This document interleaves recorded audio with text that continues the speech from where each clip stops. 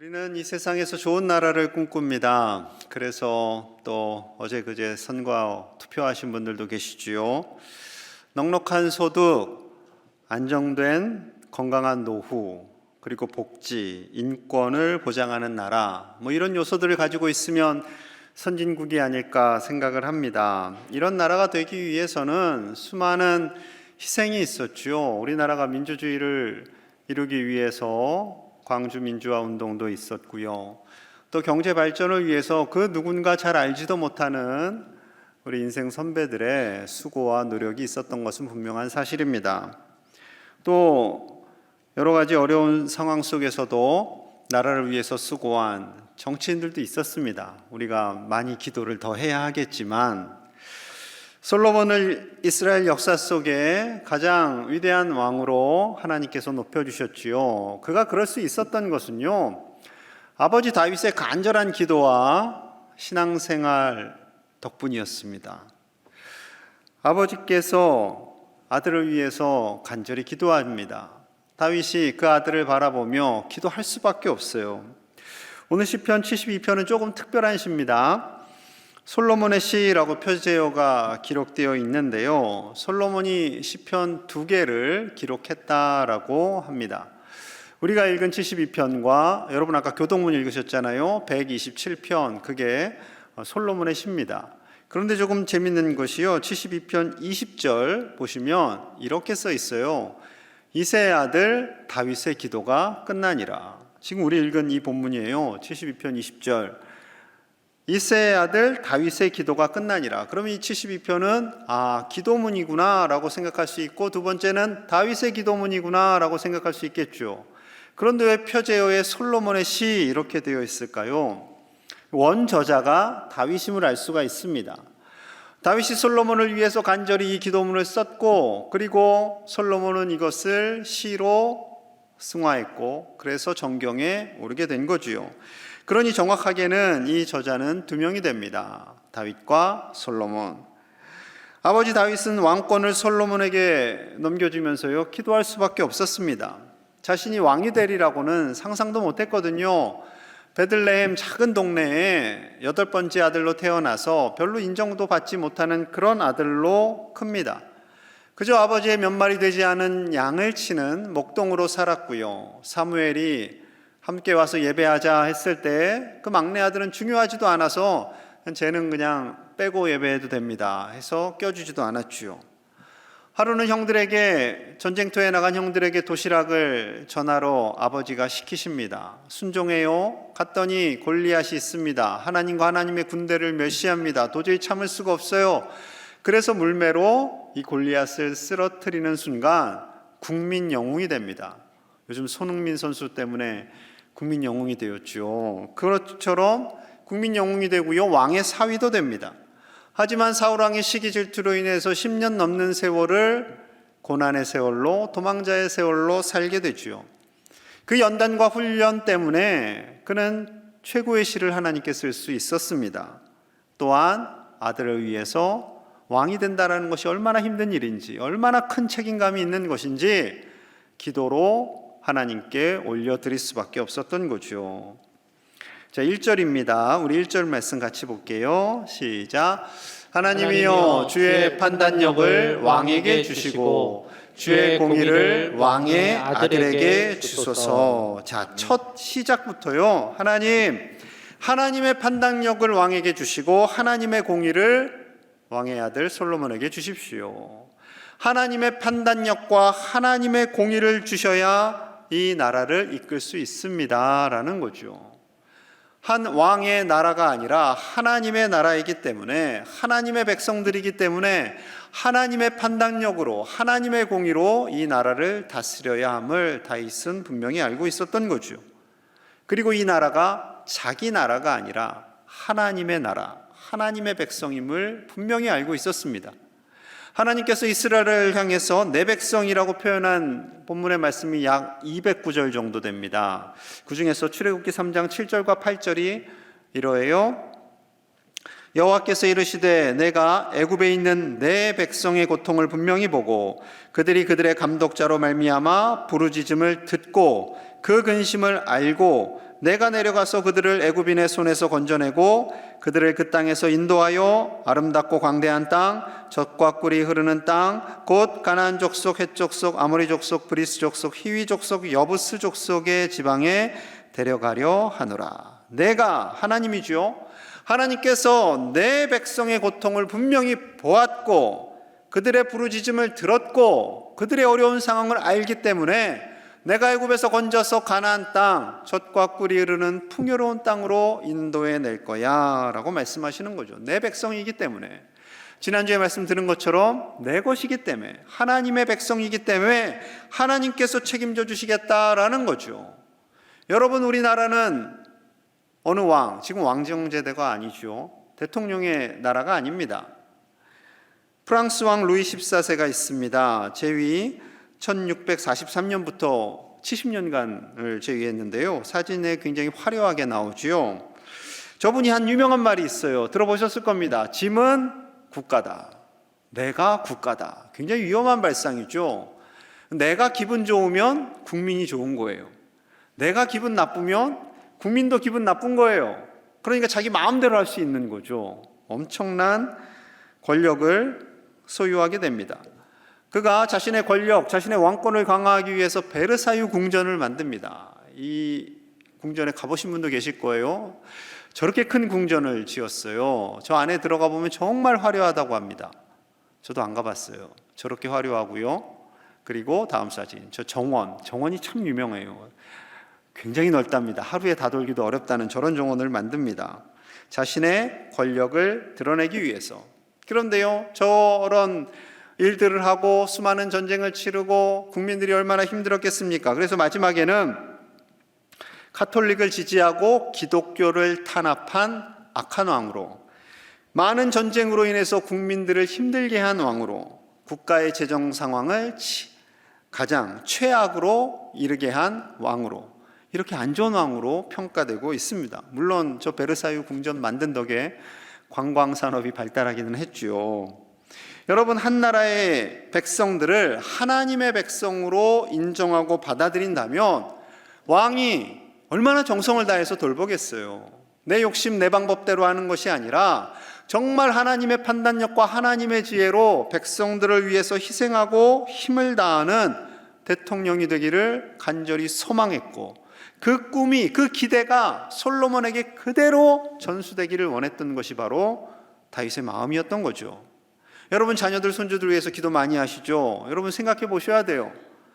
내 자녀들, 손주들을 위해서 어떻게 기도하는지. 공부 잘해서 좋은 대학 가고 좋은 직장 들어가고 좋은 배우자 만나고, 그래서 그냥 잘 먹고 잘 살다가 끝나는, 여러분, 이 정도 물론 필요한 기도예요. 그런데 이 정도에 머물러서는 안 되겠죠. 여러분, 하나님께서 꿈꾸시고 기대하는 그 위대한 일에 우리와 우리 자녀손들이 동참하는 놀라운 은혜가 있기를 간절히 축복합니다. 하나님께서 기뻐하시는 판단력, 그 하나님의 공의로 나라를 다스리면 어떤 결과가 일어날까요? 2절 3절입니다. 그가 주의 백성을 공의로 재판하며 주의 가난한 자를 정의로 재판하리니. 3절 같이 봐요. 시작. 의로 말미암아 산들이 백성에게 평강을 주며 작은 산들도 그리 하리로다. 아멘. 주의 백성, 주의 정의, 하나님의 백성을 하나님의 공의로 다스릴 때 온 산들이, 큰 산도 작은 산도, 이렇게 표현한 것은 나라 곳곳에, 도시 곳곳에, 큰 도시든 작은 도시든 그곳에 하나님의 평강이 임하게 될 줄로 믿습니다 라는 믿음의 고백이지요. 여러분, 왕이 이것 말고 더 큰 기쁨이 어디 있겠습니까? 솔로몬은 아버지의 이 기도를 받아서요 자라나게 됩니다. 그 기도가 자신의 기도가 되었고요, 그 믿음이 자신의 믿음이 되어서 하나님께서 꿈에 나타나셔서 내가 너를 위해서 무엇을 해줄까 할 때 당당하게 이렇게 고백하는 거죠. 역대하 1장 9절과 10절입니다. 여호와 하나님이여, 원하건대 주는 내 아버지 다윗에게 허락하신 것을 이제 굳게 하옵소서. 주께서 나를 땅의 티끌같이 많은 백성의 왕으로 삼으셨사오니 주는 이제 내게 지혜와 지식을 주사 이 백성 앞에서 출입하게 하옵소서. 이렇게 많은 주의 백성을 누가 능히 재판하리까 하니. 이 많은 주의 백성, 하나님의 백성을 제가 어떻게 재판하고 돌보며 이끌고 가겠습니까? 아버지의 마음과 똑같은 마음이죠. 그러니 하나님 아버지께서 저에게 지혜와 지식을 주셔야 합니다. 이것이 그의 주장이었어요. 그의 간절한 기도 내용이었어요. 꿈에 그것도. 그래서 하나님께서 그것도 주시고 다른 것도 다 도와여 주시는 거죠. 여러분, 다윗처럼 솔로몬처럼 하나님 나라를 꿈꾸시는 믿음의 부모님들, 조부모님들, 그리고 모든 성도님들 되시기를 축복합니다. 하나님의 꿈이 우리의 꿈이 되는 거예요. 그리고 우리 자녀손들이 그 꿈에 동참하는 겁니다. 우리의 사명은요, 우리의 자녀들이, 손주들이 꿈꾸는 사람으로 성장하도록 격려하고 지지하는 거예요. 세상이 아무리 강팍해지고 어려워지고 힘들다 할지라도 그냥 근근히 사는 거지 뭐 이렇게 생각하는 것이 아니라 하나님 나라를 향한 꿈, 단순히 직업이 아니라 하나님께서 행하실 일들을 향한 소망, 그 기대, 그것을 갖도록 계속해서 격려하시는 거예요. 어르신들도 꿈꾸셔야 됩니다. 이 나이에 무슨, 아니요, 꿈꾸셔야 돼요. 하나님께서 아브라함을 만나셔서요, 꿈을 심어주십니다. 창세기 15장 5절이에요. 우리 같이 봅니다. 시작. 그를 이끌고 밖으로 나가 이르시되 하늘을 우러러 무표를 셀 수 있나 보라. 또 그에게 이르시되 내 자손이 이와 같으리라. 아멘. 한밤중에 아브라함 어르신을 데리고 밖으로 나갑니다. 4,000년 전에 별들이 얼마나 많았겠어요. 그 많은 별들, 셀 수도 없는 그 많은 별들을 보여주며 너의 자손이 이렇게 번성하게 될 거야. 단순히 이스라엘 백성들만을 의미하는 것이 아니라 하나님의 나라, 하나님을 경외하는 백성들이 이렇게 많아질 것을 꿈꾸게 하시는 거죠. 여러분, 지금 아브라함의 나이가 75세가 넘으셨어요. 아이가 하나도 없어요. 그런데 하나님께서 엄청난 꿈을 심어주시잖아요. 그러면은 저 같으면 에이, 하나님 무슨 그런 말씀을 할 수 있는데 믿습니다. 자, 창세기 15장 6절이에요. 아브라함이 여호와를 믿으니 여호와께서 이를 그의 의로 여기시고. 아브라함이 믿었어요. 그래서 너가 의롭다라고 하시는 겁니다. 그래서 우리가 믿음으로 구원을 받는 거죠. 여러분, 하나님의 꿈을 믿으시고 그 꿈을 새기시는 저와 여러분들 되시기를 축복합니다. 하나님께서 도와주세요. 예수님께서도요, 제자들에게 꿈을 심어주세요. 마태복음 28장 17절입니다. 예수를 배웠고 경배하나 아직도 의심하는 사람들이 있더라. 예수님께서 부활하시고 3번이나 제자들에게 보여주셨어요. 그런데 아직도 의심하는 사람들이 있었다라는 거죠. 예수님 부활하신 거 맞아? 지금 승천하시는데. 자, 이들에게 꿈을 심어주십니다. 마태복음 28장 18절에서 20절. 예수께서 나와 말씀하여 이르시되 하늘과 땅의 모든 권세를 내게 주셨으니. 19절 같이 봅니다. 시작. 그러므로 너희는 가서 모든 민족을 제자로 삼아 아버지와 아들과 성령의 이름으로 세례를 베풀고 내가 너희에게 분부한 모든 것을 가르쳐 지키게 하라. 볼지어다 내가 세상 끝날까지 너희와 항상 함께 있으리라 하시니라. 아멘. 제자들에게 엄청난 꿈을 주세요. 가서 모든 민족을 제자로 삼아라. 둘째, 하나님과 아버지와 아들의 이름으로 성령의 이름으로 세례를 베풀어라. 셋째, 내가 가르친 모든 것을 너희도 가르치고 지키게 하라. 엄청난 꿈이지요. 여러분, 이건 단순한 명령이 아닙니다. 온 인류를 하나님의 나라 만들고 하나님을 경배하는, 하나님을 경외하는 백성 삼기 위한 엄청난 우리 주님의 꿈인 거죠. 그런데 잘 생각해 보세요. 제자들이 그 일을 완성했습니까? 베드로가 우리나라에 와서 전도를 했나요? 요한이 일본 가서 전도했어요? 아니에요. 그 주변, 지중해 연안 그 주변에 복음을 전합니다. 그리고 그 바톤을 다음 세대가 받는 거예요. 그 다음 세대가 받는 거예요. 그래서 2000년이 지나서 우리나라에까지 이렇게 놀라운 은혜로 복음이 전파된 것이지요. 인도를 복음한 위대한 선교사가 있습니다. 윌리엄 캐리.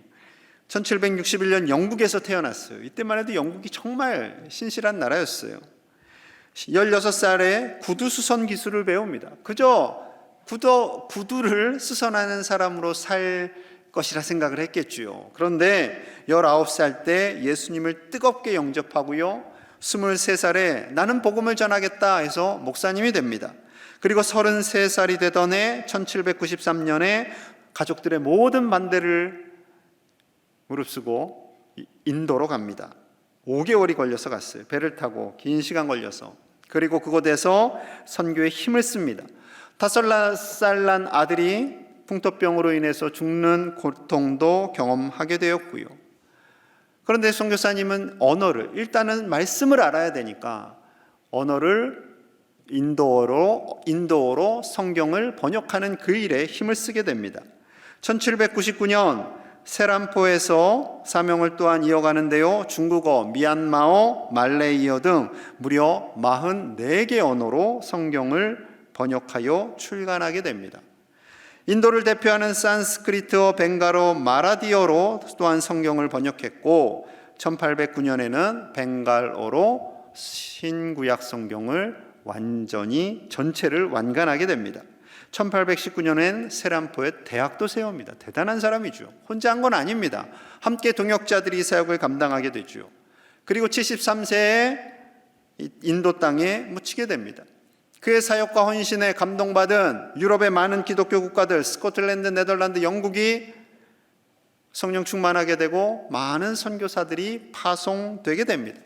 그래서 19세기 선교의 황금시대, 그 영향으로 우리나라에도 선교사님들이 들어오게 된 거죠.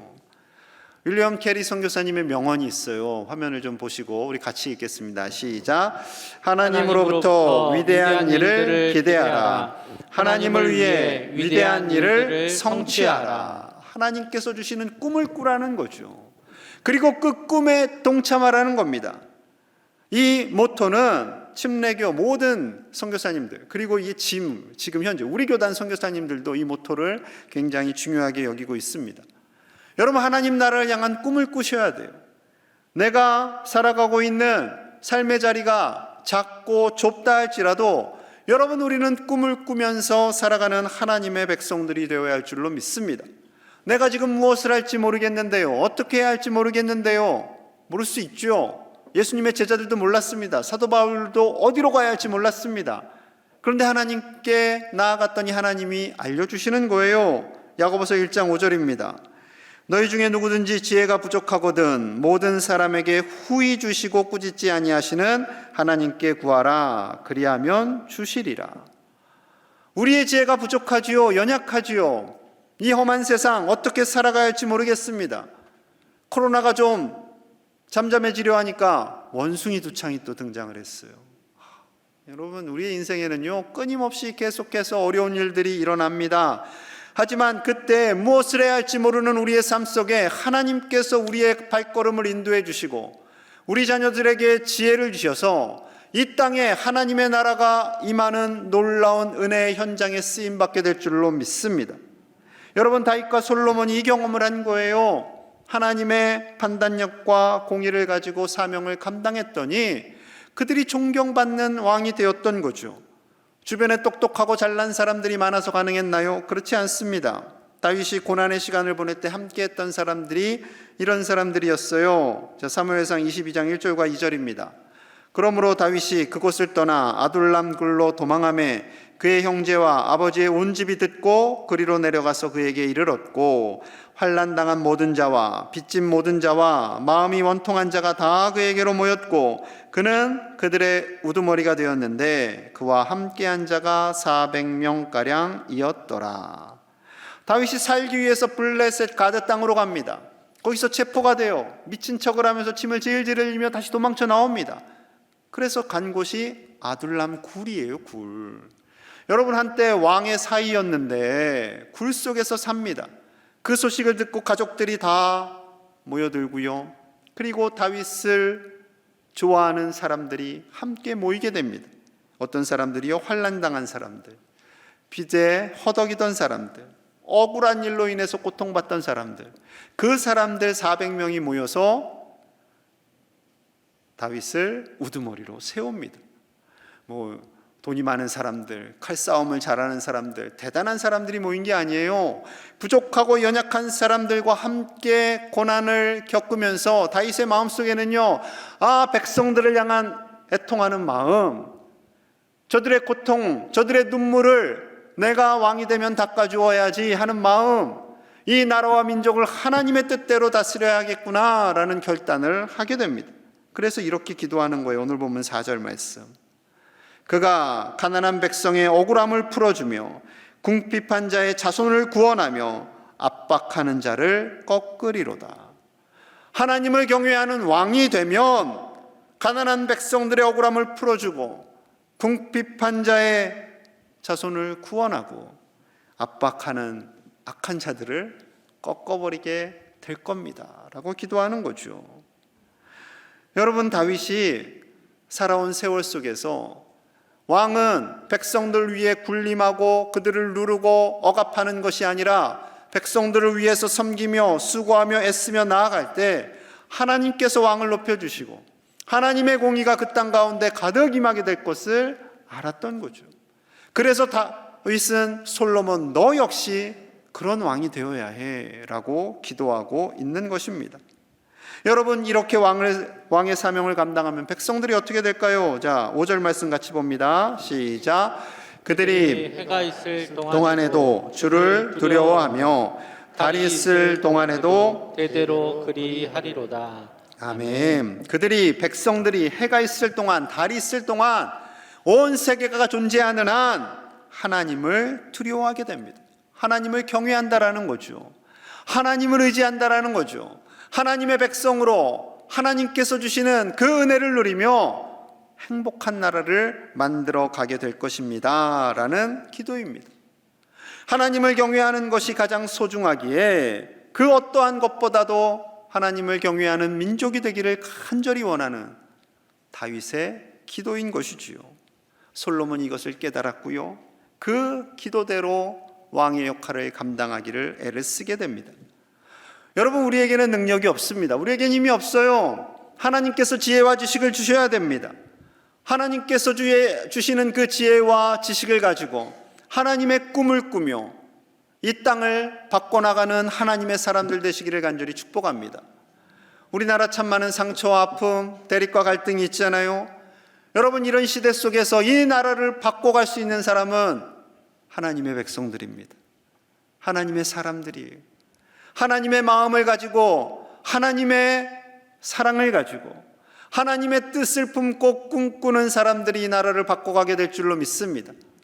패배주의적인 생각이 아니라 그냥 우리나라가 그렇지 뭐 이렇게 생각하는 것이 아니라 정말 이 나라를 하나님의 나라로 바꿔가며 이 지역을, 우리나라를 하나님이 기뻐하시는, 하나님을 경외하고 온 백성들이 함께 즐거워하는, 그 눈에서 눈물이 닦여지는 나라로 만들어 가시는 우리 교회 모든 하나님의 백성들이 되시기를 간절히 축복합니다.